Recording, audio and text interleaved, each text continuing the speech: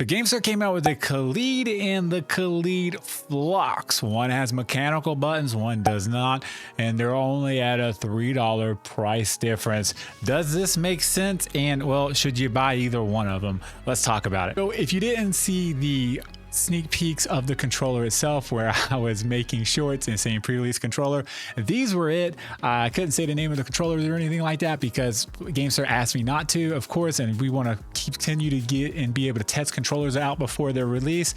They were gracious enough to send these out to test out. I got to even give that some feedback. They're not seeing this video before you guys and gals. They're not telling me what to say, and well, as always, they didn't pay me because they would. So Gamesir, sponsor a video. I think it's time. Anyhow, moving on, let's get it. So packaging, I'm doing a hyperlapse on the screen itself so you can kind of see what's going on, what's in the box and everything. One of the things in the box that you're going to see right here right now is going to be the Xbox Game Pass code. I got two of them. One was given away on another platform, but I'm gonna make sure I give you guys and gals this one.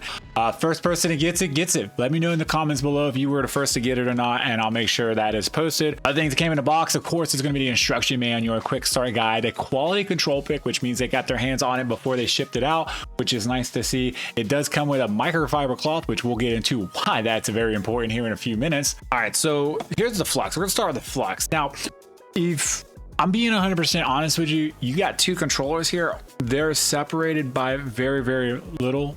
When I say that is mechanical versus membrane, that's pretty much it. And the price of the controllers themselves is like a $3 difference. So with that being said, some people are gonna probably be like, hey, why did it even make this controller? Honestly, I think that Gamesir was going for a more of a, like, they're trying to please everybody, because there are people out there that would prefer membrane over tactile. I don't know why personally, you know, feel free to let me know in the comments below. But all right, so Kaleid, this is the original Kaleid controller. Now this is for Nintendo Switch and, you know, pretty much PC. This controller pretty much goated for what it was when it first came out. Honestly, I think this was one of the better controllers that was built at that time. I think the controller is like 2 years old now. The translucent body, it's really, really nice on it. As you can see here, you can see all the inner components and stuff like that. This controller had tactile buttons on it. It had other than D-pad was still membrane, but tactile XYBA buttons. It had 1,000 hertz pulling, and it had Hall effect sticks on it. So this controller was offering everything, especially it also had back buttons, and it had the software where you can mess with the dead zones and stuff, the triggers and everything. So honestly, this was just an awesome controller all the way around. It was one of my highly recommended controllers for people playing on PC or Nintendo Switch that wanted a controller that had Hall effect stick. It was like 40-something bucks. So that's definitely good, but I can't compare these to this. I can just tell you the differences real quick is you see it's a translucent body versus the non-translucent body. I mean, these are supposed to be translucent, but they're got a smoke black translucent. So that's kind of the difference here. What we're gonna do throughout this video though, instead of comparing it to this, since they're Xbox controllers technically, I have to compare them to these, which are the OGs of the Gamesir controllers for Xbox, G7 and a G7 SE. So we're going to kind of compare these because they really are, at the end of the day, same controller, right? The Flux has no tactile buttons on it with Hall effect sticks. This has Hall effect sticks with no tactile buttons, same back buttons and everything. And this has tactile buttons like this does, but this doesn't have Hall effect sense. They just kind of upgraded the G7 to the Kaleid to have Hall effect sticks plus tactile buttons, and the D-pad is tactile too. This is tactile as well, but I feel like this is more of like a membrane tactile, the ones that's kind of just seems like it's tactile. I'm not 100% positive on that, but in any case, we're going to kind of compare them to those controllers throughout the video, so just keep that in mind. These are Xbox controllers. I'm not going to compare them to the Kaleid, the original, as much, just because that's a Switch controller and these are Xbox. So all right, so microfiber cloth, this is why this comes in the packaging. I play with this controller the most, and you're going to see right now there's all kinds of smudges on this controller here, and this is just to clean it off when you're done playing with it, because we want our controllers to look nice.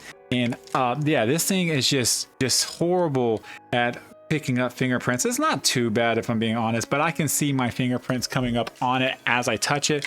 But they just kind of add that in there because of, you know, how it is. I will compare it to the original Kaleid. You're not really picking a whole lot of fingerprints up on there.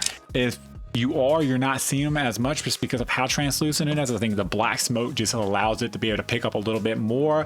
But other than that, when it comes to cosmetic, they both look fine. I actually prefer what they did here with the gold and the flux. I think it looks pretty good in my personal opinion. Nice with the XYBA as well. It looks good. I like the way it looks. And then you do have that translucent smoke like body. Listen, I haven't been able to figure it out. Someone tell me in the comments what that means. I really want to know. Let me know in the comments what that means.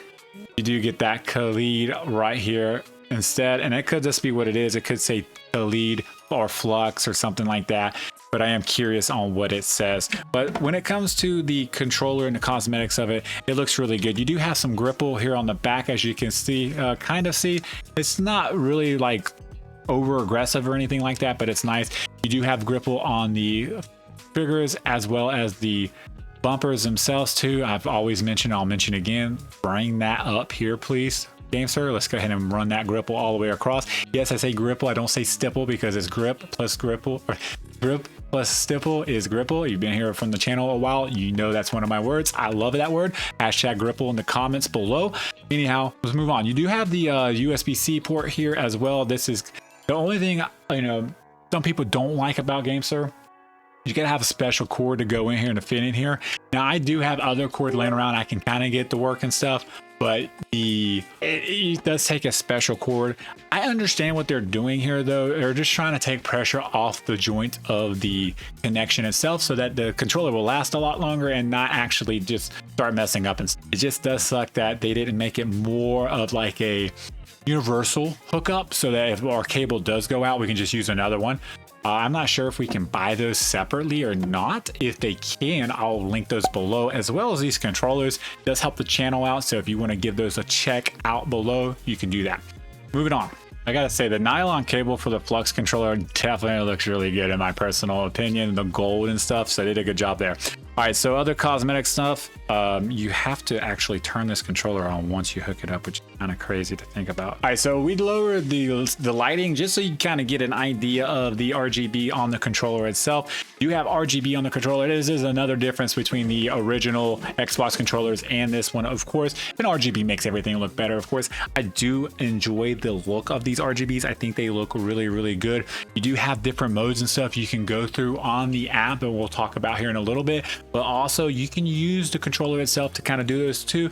If you just hold the M button and move the joysticks around and stuff, you can kind of see how it's just kind of cycling through and stuff like that. You should be able to do the same thing right here as well, as you can see. So you do have control over these themselves, just to kind of get you an upload look to it. I think that looks really sexy in my personal opinion.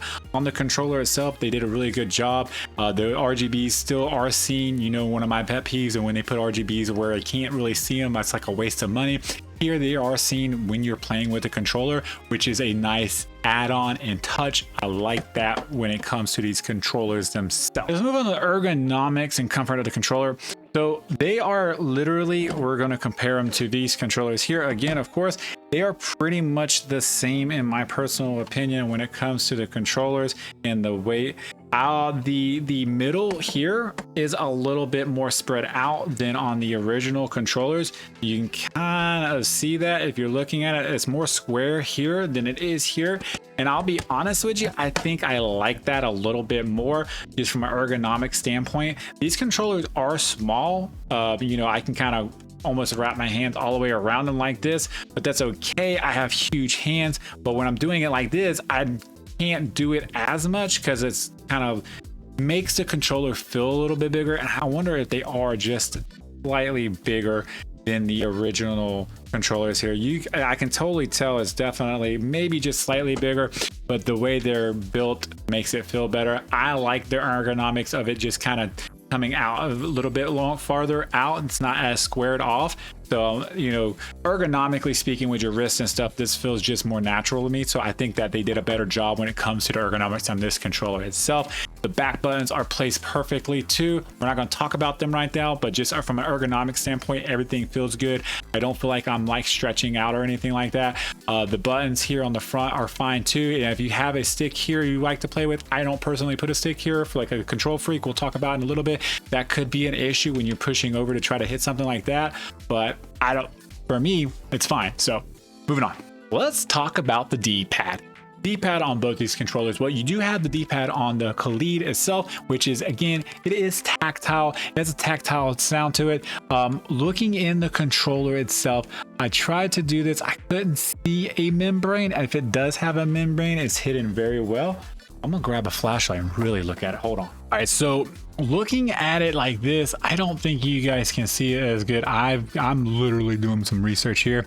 I do see one of those metal flex plates. What?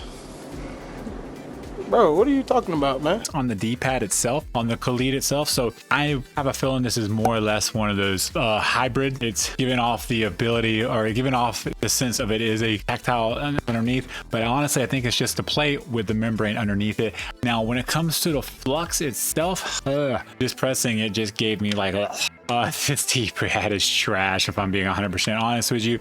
You definitely, you know, it's you already know it's a membrane. I can see it. It actually has, it's on a floating, it's something different here. I don't even know what it's like on like a rock, not a rocker, but something underneath here. I don't think you can kind of see it as I press in the circle that's going around underneath it.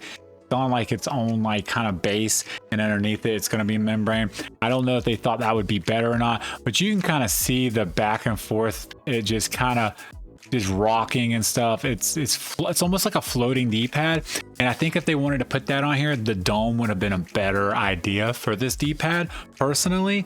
But because of it being the original cross shape, not a big fan of it. I think it's not that good of a D-pad. We'll test it out here in GamePad Tester when we get to that on both the controllers, and then we'll see. But just kind of show you, look at those freaking smudges everywhere. Anyways, yeah, so I'm not a big fan of it when it comes to that. Let's move on to the XYBA buttons on the controllers themselves. Now, when it comes to the XYBA buttons themselves on the controller, these are definitely enclosed in some caps here. Now, I know you can't. Let me see if I can't. Yeah, these are enclosed in some caps here, and they look like they are tactiles. I don't know if there's membrane underneath those or not. I just don't know. I don't think there is, from my understanding. Yeah, I do believe they're tactile. I'm not 100% positive there's membranes underneath or not. I looked online, I couldn't really find anything about it or anything, but they feel okay. There's nothing wrong with them. I think they feel pretty good. They are very low actuation. Like, you actuate it pretty much as soon as you press it in there, so it's pretty good there.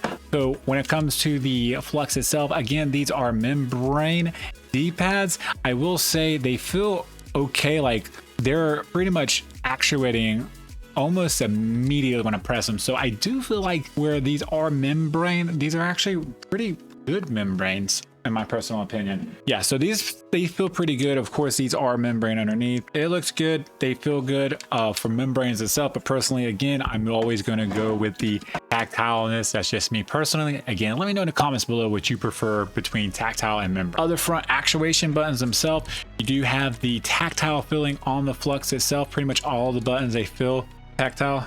The Xbox button is sunken into the controller a little bit here on the Flux itself, both of them actually, and it's very soft to press. It's not the best pressing Xbox button in the world, but it's not maybe the worst. The other buttons, again, feel tactile. It does have the mode or whatever you want to call it in here, and then you do have the share button on these as well, which is nice to see. Again, to go back to these, they about the same. I will say the Xbox button on this is tactile, where on the Flux and the Kaleid itself, they're not. So they kind of took that out of there to, personally, I don't care. I don't use the Xbox button unless I'm going home or something like that. But I know somebody out there probably uses the Xbox button to do something. Let me know in the comments. I'm curious. All right, so when it comes to the Kaleid itself, they're the same. They sound different. I don't know why, but they're going to be the same exact enclosure. I feel like they are. I mean, that's from a standpoint of build wise, those are the same exact across the board. What issue you might run into on these, if you're running a control freak on this particular controller itself, you will, you're not going to be able just to reach over and press this like even me doing that, I'm having issues. I don't run a control freak here, so I don't have to worry about that. But you know, if you do, you might have to worry about that. I'll let you know a little bit later what these are and what fits this controller itself. It's not what you think, even though it's Xbox. Moving on. So the thumbsticks on the controller itself, they are Hall effect sensor thumbsticks in the controller themselves, which means the controller is more likely not to develop stick drift. Very unlikely to develop stick drift doesn't mean they will never develop stick drift. All right, so we're gonna do a test on the controllers itself, but real quick, let's go ahead and show you the control freaks that fit on these controllers, since you will be asking about that. The control freaks that fit on these controllers, like so, are not Xbox. Xbox is too small for these. PlayStation 4 and 5. Control freaks will be linked below if you want those, as well as the controllers itself. I want to throw that out there real quick. These are the Galaxy ones. All right, so we're on the gamepad tester itself. What I did is we're going to use the Flux controller first, and I went into the app. I bumped the dead zones down to 0, which means they might not be 100% centered, and this I'll explain why in a second. I just wanted to throw that out there now. It says that nothing's connected, which is a lie. Why does it say that? There we go. All right, cool. All right, so here we go. So we got the controllers down to 0 as we were talking about before. And as you can see, the axis is off so slightly.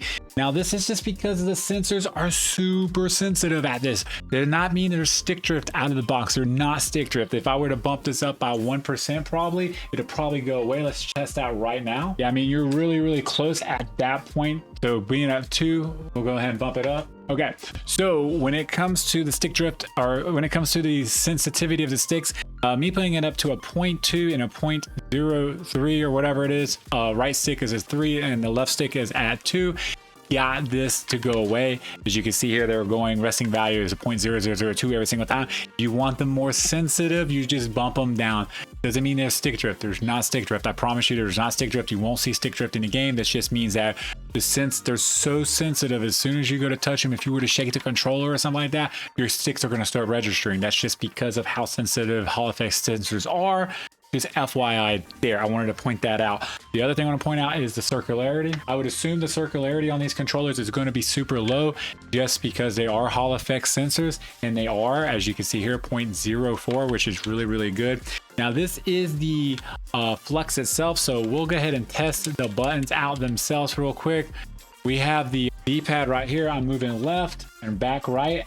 I'm not trying to press any other button right now. I'm just rolling back and first, left and right.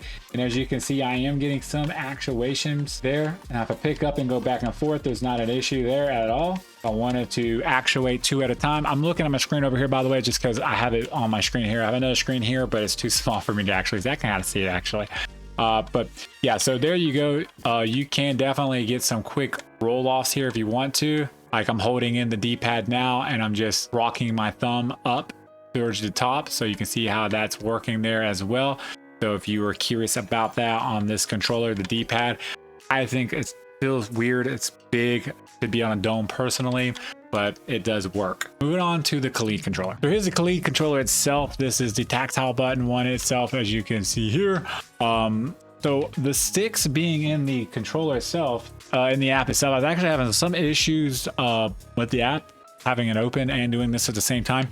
But setting the right stick at 0.1 was put me at a perfect resting value, and I'm at 0.1 on here, so 0.2 for the left, it would be in a perfect resting value too. And we'll test the controller here. As you can see, honestly, the D-pad not getting accidentally actuations is a lot better on this D-pad than it is on the Flux D-pad, just because of I feel like it's because of the tactile. I'm able to kind of know where I'm at a little bit more. And then if I want to get those actuations by just rolling my thumb at the same time, I can, and I'm good to go. So I honestly feel like just the D-pad on this controller is better, period. When it comes to the Flux itself, just doing this test right here. Everything else is good on the controller itself. Let's check out the circularity and move on. So to be expected, the circularity is the same as this, as it is on the Flux. So I think that's all we got from here. That's all we need from here. Let's move on to something else. All right, so when it comes to bumpers on the controller themselves, I'm just gonna leave the lights on for you guys. They're okay. They're not bad. You can actuate them all the way over here. You can come up here and actuate them if you want to. If you want to put it here, you can. The only issue I have, again, is there's no stipple or gripple right here. I want it here. I don't play like this. That's probably how I'm actually playing. Like I'm just kind of rolling my fence. So some gripple right there or something would be nice to see, but they're fine. When it comes to on the other controller, the same exact thing. We're actually gonna put this to the side because honestly, they're just the same. If there's any differences, I'll pull the other one out. Going to the triggers themselves on here, they have the Hall effects sensors in here, which they're claiming that these definitely get, again, there's dead zones on this, and you could turn these down to get even more of an actuation faster out of these than you would like the potentiometers that were on triggers themselves back in the day and stuff. So just keep that in mind. These do have those in there, and you supposedly you can go in the app and mess with this, and I'll show you how to set all these up, how I personally would set it up for Call of Duty, Fortnite, Apex and stuff like that, and my back buttons as well. But just wanted to show you the controllers. They're fine. They pull in. There's a lot of pullback. I am mad that there's no trigger stops on these controllers yet. Again, we'll get into that near the end of the video when I have my message for Gamesir from all of us gamers. Talk about rib buttons. The rib buttons on here they're really good. They're not really over clicky. I know when I'm actuating them, and they're placed ergonomically really good. Like my middle fingers just sit right over the top of them. So when I'm playing and stuff, I'm pretty good to go there.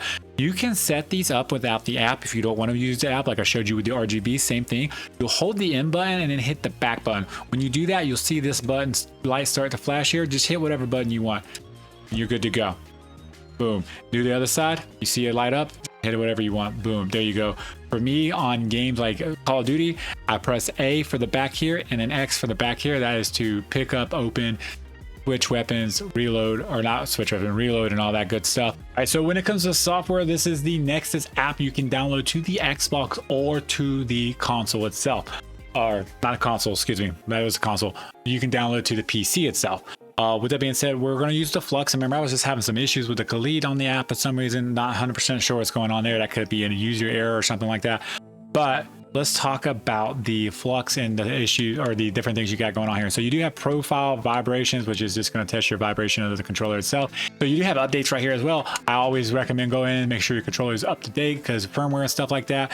You're good to go there. So, all right. So technically you have 4 profiles here.